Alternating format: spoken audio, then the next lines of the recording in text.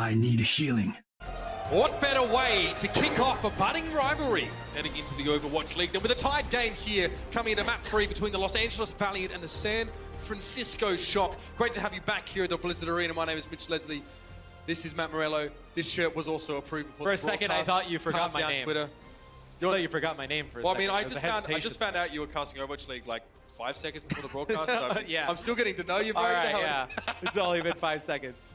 But anyway, we have some subs coming in from the Valiant side of things. We can take a look at those. Grim Reality comes in for Soon. So I know Soon, the new Tracer player on this roster. We're going to put Grim back in, see what he can do, see how he's improved over the last few months. And then Verbo, he's going to come in for Kareem. So the map we go to is Ilios. Verbo, a Lucio specialist. I feel like you want him on this map. Yeah, exactly. Interestingly enough, by the way, we've been seeing Kareem play the Mercy. I kind of thought that would be the case, so I don't know how that's decided.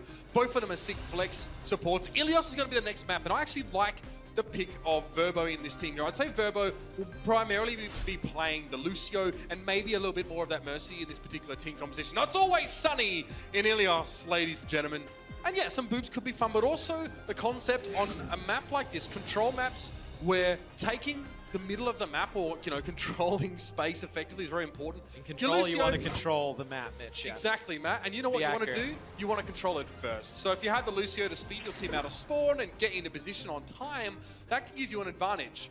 Be interesting to see if we see that same response, because Dak is a very capable Lucio, also kind of the innovator of Lucio getting up and in these big high areas and using the wall riding mechanic to its fullest. Some people will say DSP stanky. I'll say good dreaming. It was this guy that sort of came up with it. So, and I wonder what we see Baby Bay do here. Could run the Pharaoh. We saw him run that in their previous series, but he has just put on a highlight reel today. I mean, on every hero he's played. I think the most surprising thing for me has been, one, his Widow play, and then two, also his Pharah and Genji play, because he comes in mostly known as a hit scan player, really looking at 76 and McCree. He's really shown he's evolved as a player. And, when we saw Baby Bay play before, we started to get into this preseason, the Overwatch League as it comes, he played on Team Kangana as well, a team who had some very good results early on in their contenders season and then sort of fell off, and people didn't really get to see him play like this, but he really seems like such a mainstay for San Francisco now, not just because he performs well, Matt, but because he plays so many roles. Yeah, you saw his potential, though, on that Kangana lineup. You knew if you can get the right players around him, he could really start taking over these games at the high level. You see Lucio's on both sides, like we thought. Now, Mercy, she rarely leaves the game, as you have Unko taking the Mercy role for the Valiant. Really, the only difference is, Envy is going to be playing this Roadhog, won't have a Winston on the side of the Valiant. I'm laughing because whenever Unko has to play Mercy, he pulls this face at you, or at least he can. If he knows I can see him, he pulls a very frustrated face. He likes to do damage. He can still do some of that as Mercy here, but he definitely needs to focus a little bit more on the support role. Baby Bay drops in the window here, and actually that's a super cheeky attempt at a res there by Sleepy. He does put Dante back up on his feet. He has to give up his life as a result, and that's what this new Mercy is kind of forcing you to do now. It's far riskier to get those reses without the use of Valkyrie. A few kills, though, come in from Grim Reality. Gets the DMAC onto Nevix, tanks out Dak. Unko reses Envy, and it looks like the Valiant will control the point first. The Roadhog, he has so much HP, he can get right back up to full HP. But using his take a breather, he's so difficult to move off of the point.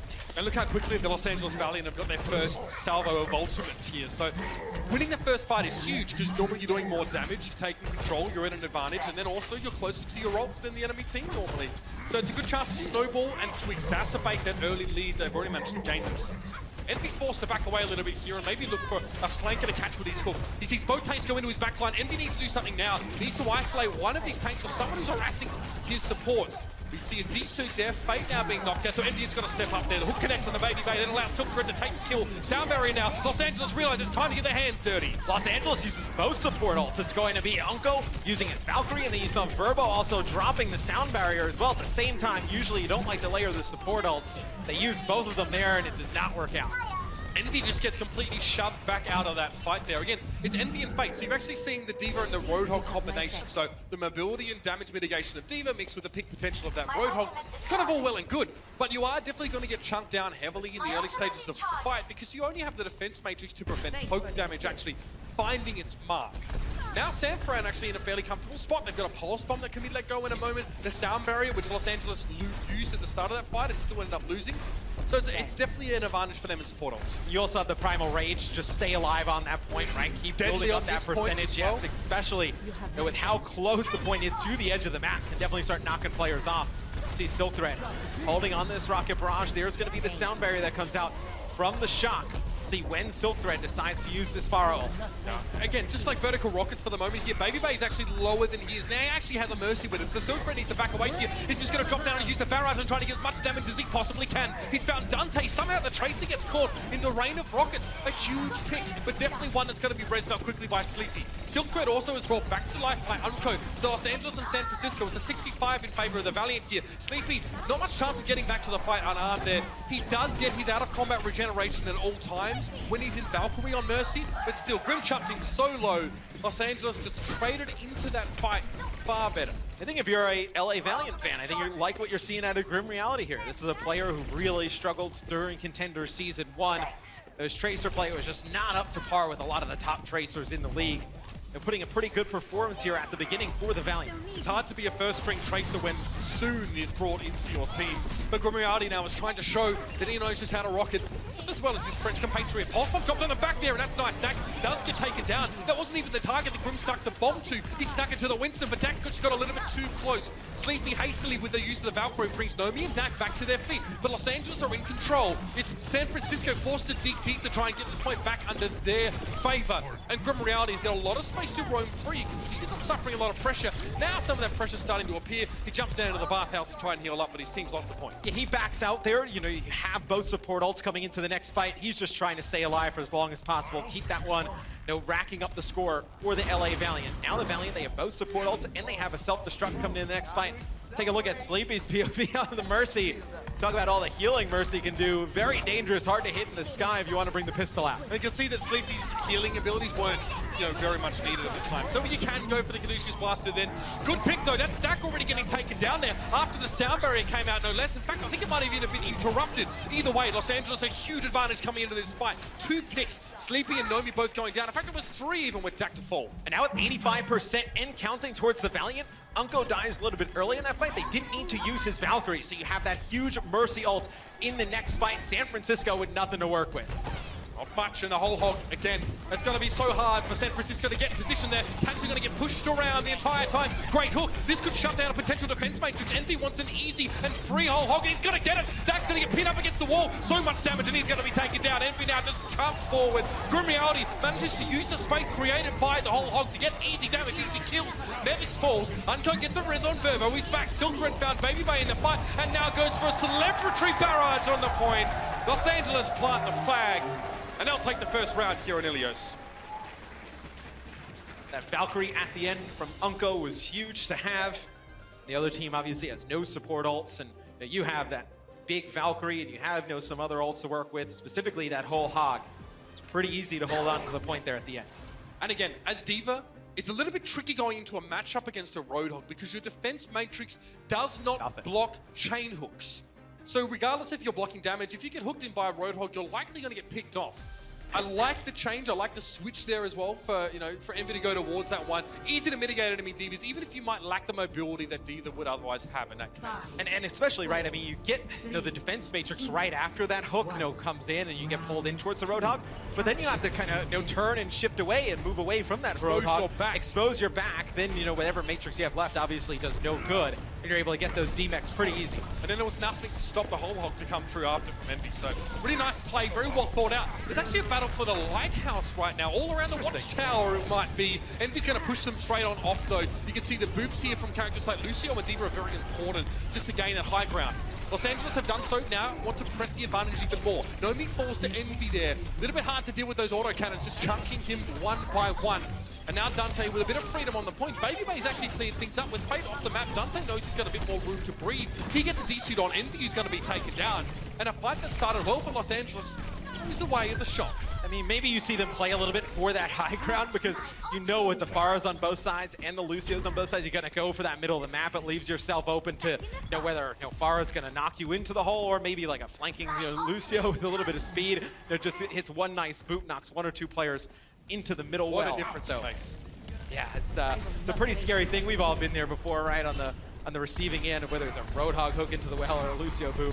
Definitely something you don't want to be a part of. And now Baby Bay just able to put down a ton of damage into these choke points as they hold it. And it's going to be a nice shot there on the Silk Thread, taking out the enemy farm. Is there anything this guy doesn't play? This is insane. He's taking down both enemy DPSs and a Tracer no less. Baby Bay right now has aerial superiority. And the rest of his team, the pressure upon them is reduced by such a great degree. It's going to allow them to hold on to the point fairly easily. You know, building up 40% and counting. He'll have a Rocket Barrage. You're going to have both support ults for the San Francisco Shock here as well. The Valiant, we'll see if they can work their way up to one of them. You'll have Unko with the Valkyrie here coming in now. You do not have a pulse bomb, so maybe you could have saw Grim trying to get behind enemy lines, land that pulse bomb, force the support ult down a little bit early, swing things in your favor. Does not have that Tracer ultimate ability though. Oh, Silk Thread, be careful, Baby Base. He sees the blood in the water, or at least smells it, I think, at least. Now the barrage to point blank, that's a bit cocky, my friend. Silk Thread is going to make him pay gravely for his hubris.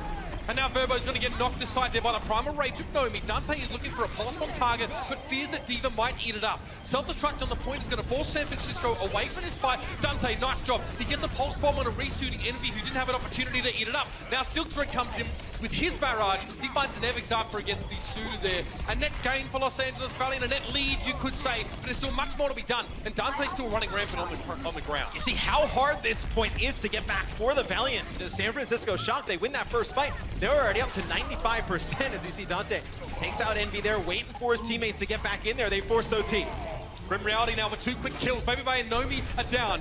It's time, I guess, for Dante to respond in the same way. There was actually self-destruct here for Nevix, but the Shock opt to lead the point. They want to draw out these ultimates from Los Angeles Valley, knowing full well that they are one fight away from evening this up. They are one fight away from winning this stage. So save the ultimates. Use it to your advantage in the only fight you need to win. The Valiant have to play perfect from here on out. They cannot afford the point to come back. And as soon as they say they got to play perfect, Fate gets knocked into the well. Not how you want to start that fight off. And Nevix goes for the self-destruct there, mostly to afford to force Silk Thread and Unco to dump altitude and get out of the way. Really cut off their sight lines in general. Now, look how far the Shock have pushed up. They have point control. The Los Angeles Valiant have to come in now, but Verbo gets chucked down. A slap to the face just to punctuate Dante's true intent. And with the Lucio out of the picture here for Los Angeles Valiant, well, he had to get rezzed up pretty quickly. I'll give you the big tip. Dante quickly recalls out what it would have been a very long walk off a very short ledge. But Nomi's back on his feet as well for the Shock. Now they're coming forward in numbers. San Francisco want to try and make sure they control this point. They have other opportunities after this fight, but they definitely want to end it here. Sound barrier for the Valiant. They're looking nice and healthy right now, and Nomi gets rezzed up. Nevix falls down the pit. Care of Silk Thread once again knocking him away. Not good for the Shock. They're going to have to back away and try this one more time. They actually held the point, Matt, but Los Angeles will take it back. The Shock did use their Valkyrie there, so Sleepy's going to have to build up towards that Mercy ult, but the side of the Valiant don't have a support ult here. You do have the Rocket Barrage for the San Francisco Shock available, and you do have a Pulse Bomb. So 2 DPS ults, let's see if they can make an impact. Baby Bay trying to land some shots into Silk Thread up high. He's just trying to line this Rocket Barrage up. And you hear that, it's not a dial tone, it's the tick for 99%. So that sound reminding Los Angeles that they only have one chance. They can't afford to lose the fight. That's huge though. That's the opening. First pick in favor of Silk Thread, and he finds a second now. Dak has fallen. No resurrect so far from San Francisco. Maybe no chance to use them, of course. Sleepy just heads off the edge. He knows there's too many bodies to res up. It's done, and Los Angeles are bringing it back. I'm very impressed with Unko's movement on Mercy. You saw him just like, he was able to just dodge out of harm's way. Time and time again, he's so difficult to hit in the sky. Unko, a fantastic Mercy player. There's actually a pulse bomb that comes through from Grim Reality there towards the back. He's trying to land it on Nevix's neck. It'll be Bebe opening it up, giving the advantage to the San Francisco Shock. Let's see if they can push on the point.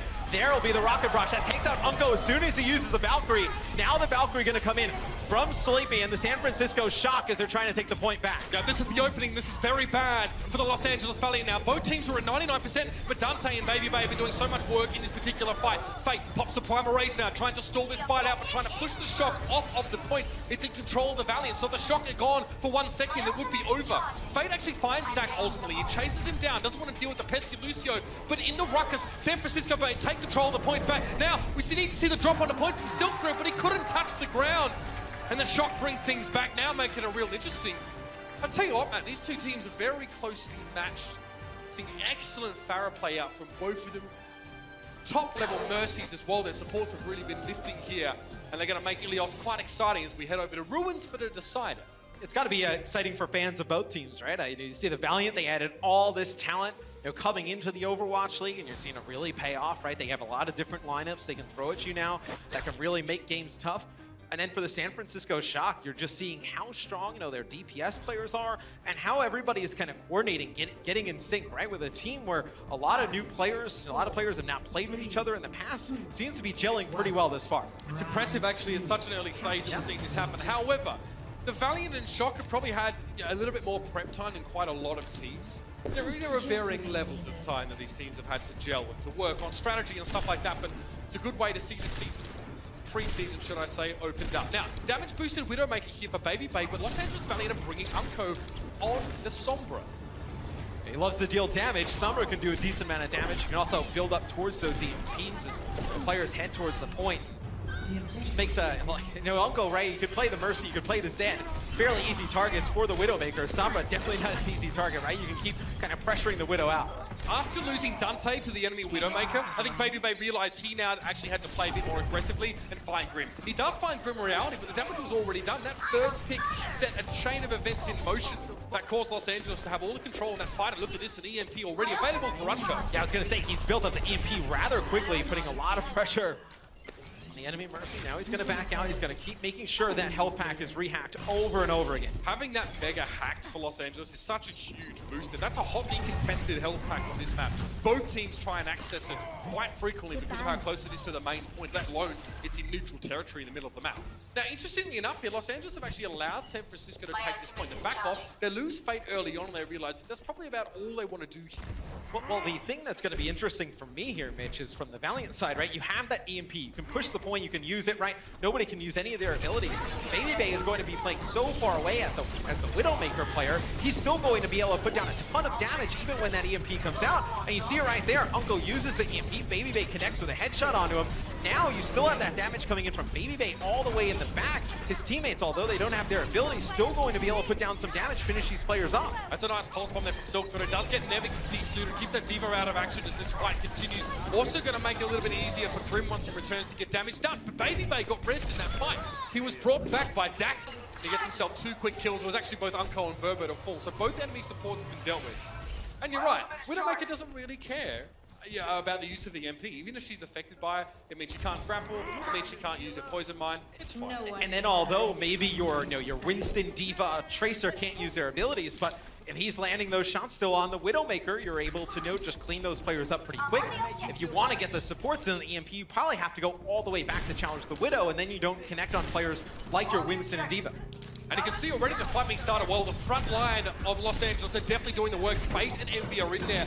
And this really means that Grim doesn't have to do much at all. In fact, nor does Silk Thread even. He just sort of drops into the end of the fight, but I'm pretty sure Fate found himself 3 final blows in that particular fight. That looked like a very comfortable one.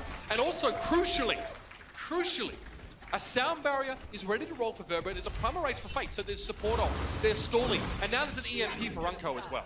You see from Fate's POV, just dives right to the backline. So many players weak, trying to exit, chases the Widow right over the top of that archway, and now the fight gonna go back right onto the point. It'll be Baby that takes out Unco. Unco dies before he can get the EMP off, and it's gonna be Verbo using that sound barrier here as well, and it doesn't seem like they get anything with it. Okay, so this is a very safe position for Grim to play from, but it's actually not effective in terms of the sight lines you kind of have available to you there. It cuts you off from seeing the right side of the point. It cuts you off from seeing the enemy Widowmaker, and in many of these fights, they're the first person you need to target. Los Angeles didn't, churn through too many of their ultimates, but crucially they lost their sound barrier. And now San Francisco are so close to taking this map away. Los Angeles losing that player there or getting that damage on towards them. They need to deal with Dante, but they don't have the time to go back and deal with it. This could be dangerous. He gets whipped away. EMP is used, so Dante now can't really do much to stand there like a stunned mullet and try and do some damage, but damage he could not. Fate comes down, picks up Dante. Fate eventually falls. He was aggressive, but it paid off, at least in that part.